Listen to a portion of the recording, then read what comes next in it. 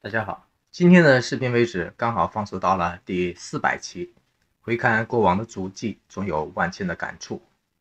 如同回看赵丽颖、冯绍峰的离离合合一样，也让我感触颇深。人间情怀总有万千的触动。据路边社不确切的消息称，二叔冯绍峰5月份中不下10次主动联络并信息轰炸了赵丽颖，求她回心转意。因为消息来源特别的敏感，所以无法确定真伪。然而妈宝二叔的这种举动一点都不让人意外，因为他本身就是妈宝，所以离婚以来既要服从老妈去相亲，也要逃避老妈的耳目去复婚，肯定相当的为难和隐私隐秘。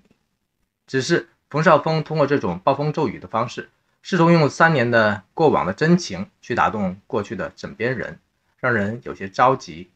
无论如何，他在6月7号的一个小动作，无意中把自己的做法和想法拖出了水面。对比安静内敛的王一博这个情场老手，冯绍峰的招牌动作真不是盖的。在冯绍峰的风暴来袭之前，请您先带好伞，搬定砖，拒绝谣言就打伞，看到不平就扔砖。若您特别关心赵丽颖或者王一博，不妨先为他们加油打打气，点个赞，喝个彩，让自己的心声汇集起来，让关心的人一起听到。话说冯绍峰毕竟已经是40老几的人了，虽然依旧帅气，却也挡不住老气。他的离婚案算是用不争的事实告诉了全中国所有待嫁未嫁的姑娘们一个悲催的道理，那就是男方家里有一老，事先摸底和想好。首先，赵丽颖、冯绍峰的整个结婚和离婚的过程，绝非众人眼中的简单，也绝非谣言罗织的复杂。俗话说，一日夫妻百日恩。当年浪子冯绍峰的穷追猛打，最终抱得美人归。实际上，过程并不容易，因为单纯的赵丽颖在风险系数极高的娱乐圈能够生存下来，而且上升到了顶流，也绝非那么容易糊弄的。只不过生米煮成了熟饭，让个性好强的赵丽颖一下子就没有了更好的选项，也不可能冒着堕胎的风险去留下那个可能导致终身不孕的病根或者后遗症。更重要的是，她一直都是一个人的战斗，甚至连自己的家人、亲生的爸妈在当时也没有更好的办法，除了结婚。爱情有时就是掺杂着大量的冲动和各种的盲目，压根儿就没有谁对谁错，只有爱对爱错。至于有些人老是纠缠赵丽颖当年为何这样为何那样，我只想说，爱情本来就是千百年来世界上唯一没有标准答案的化学反应方程式。爱情除了当事人，压根只是旁人眼里的故事而已。只是对于赵丽颖而言，这个当事人忽略了一个婚姻关系中极为关键和要命的因素，那就是爱人背后的家庭或者说家族。赵丽颖婚前甚至怀孕前也没有深入了解过冯家的背景和门户的问题，她的眼里除了王子公主的纯洁爱情，就是仅仅属于2个人的未来的憧憬。她绝对没有想到一个家庭的组成实际上就是2个家族的组合，会掺杂大量的父辈影响、观念差异、个人喜好、思维定式等等，严重影响婚姻质量的关键因素。他更想不到，当大家一起吃个饭的时候，自己也会被人从头到脚，从家教到礼仪，方方面面评头品足，成为了近乎观赏价值的动物的存在。更要命的是，生活起居注定都要在一起的时候，这种近乎放大镜下的豪门生活方式，跟他过往自由自在的生活方式反差强烈。这种强烈的落差还要天天如此的话，就只剩下了严重的压迫感、束缚感和焦虑感了。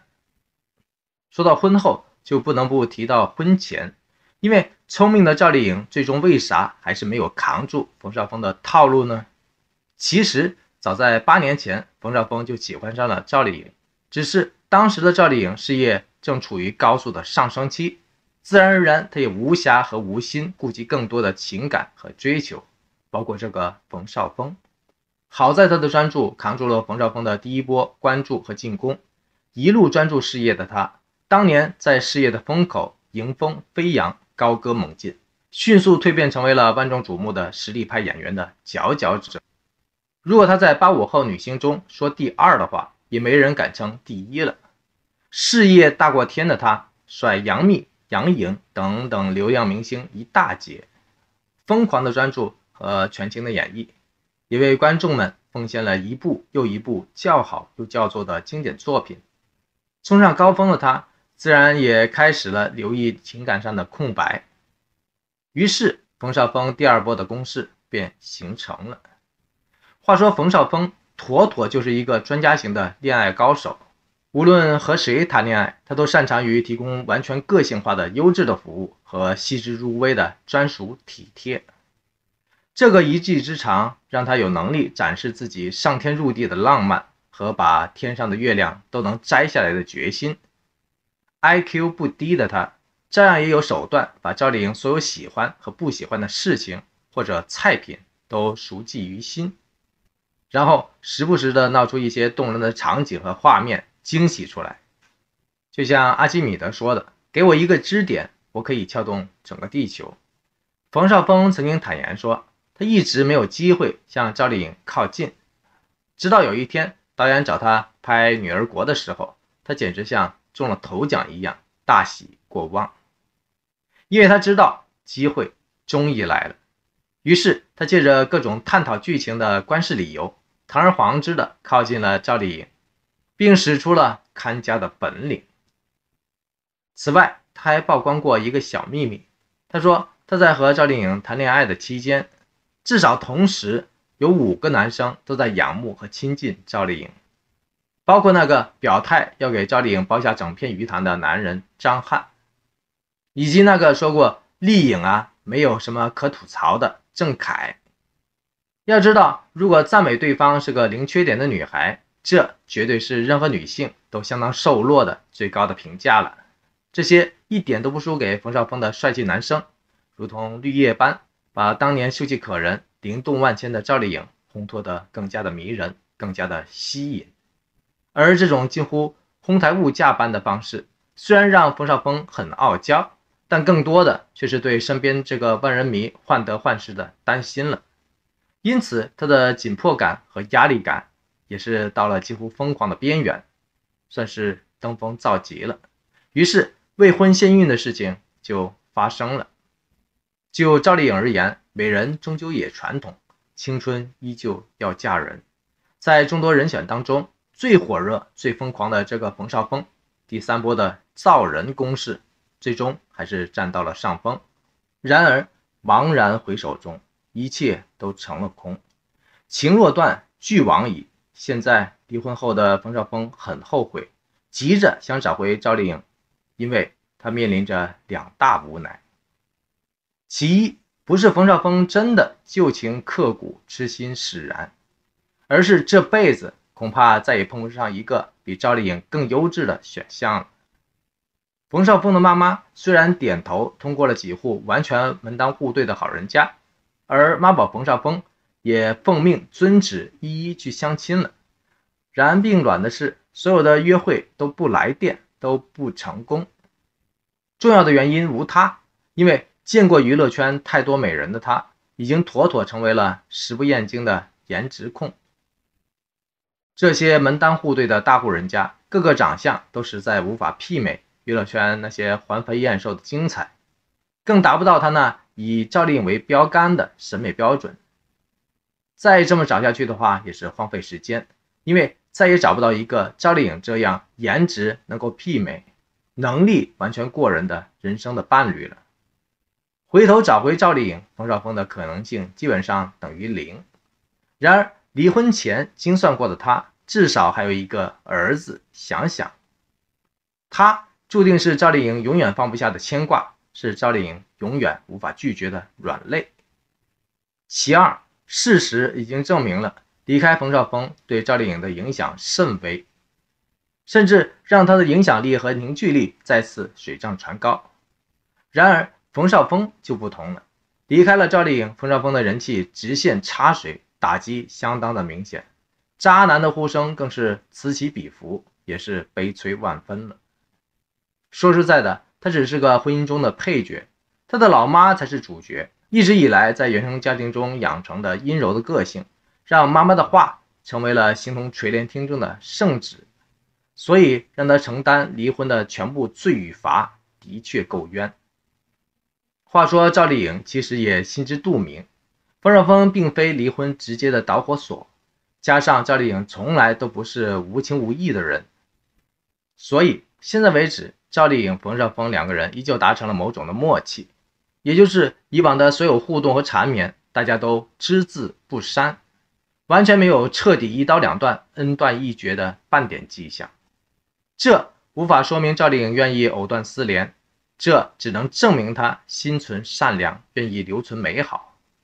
只是这对于冯绍峰而言就不同了，这意味着藕断丝连，意味着复婚的希望，更是他离婚后用心良苦、借题发挥的最佳题材。所以他对赵丽颖掀起的第4波的风暴攻势是有起点的。2021年6月7号，无厘头的冯绍峰为高考季的学子们制造了一个堂而皇之的为自己宣传的口号，也就是所谓的逢考必过的为考生们打气加油的无厘头的口号。说实在的，这种打气除了蹭流量，说白了更多的是说给自己听的，或者说说给赵丽颖听的。现在已经步入中年却爱情和事业双失的他，只有全力一搏，加大火力了。他重新祭出了当年的玫瑰攻势，希望赵丽颖能够回心转意，同时也是寄望自己和赵丽颖在一起的婚姻复合的感情大考面前，能够再次像当年一样逢考必过，赢回美人心。滚滚长江东逝水，儿女都是情长，是非成败转头空，甜蜜依旧在，几度夕阳红。您说冯绍峰这孤注一掷的第4轮风暴和百试百灵的杀招还管用吗？说实在的，有对比就有伤害。那边厢甘心做个安静美男子的王一博，纵使跟赵丽颖互动温暖，心有灵犀，堪称最佳的完美姐弟，却也做不出任何把妹聊骚的冯绍峰式的疯狂举动。缘来笑看，缘去则轻叹，是王一博的个性使然。唯一可以肯定的是，他绝对不会希望见到甚至坐视这个情同手足的好姐姐被人欺负。赵丽颖一旦动情，绝对会不顾一切爱到底，一旦伤情也会义无反顾向前走。只是这一次，他的身旁多了一个无法割舍的骨肉挚爱，一个可以左右赵丽颖未来的至为关键的幸福砝码。他必须保护她，凡事顾及她，甚至不顾一切为了她。无论未来如何，这个一向敢做敢当、重情重义的赵小刀，绝对会像当年的长坂坡赵子龙一样，纵使七进七出，也必无怨无悔，都是为了孩子。在冯绍峰没完没了的纠缠和风暴之下，他该何去何从呢？你又怎么去看呢？欢迎您在评论区中畅所欲言。如果您深度关心赵丽颖，或者非常看好王一博，都欢迎您继续为他们送上您的祝福，送上您的点赞，一起为他们鼓劲儿和加油。因为风雨才能见到彩虹，加油才能迎接暴风。您的鼓励和支持一天都不能少。同样也欢迎您点赞、鼓励、订阅和支持本频道，因为这里有最纯粹的想法、最特别的视角、最细腻的笔触以及最感性的祝福。多谢您的时间和鼓励。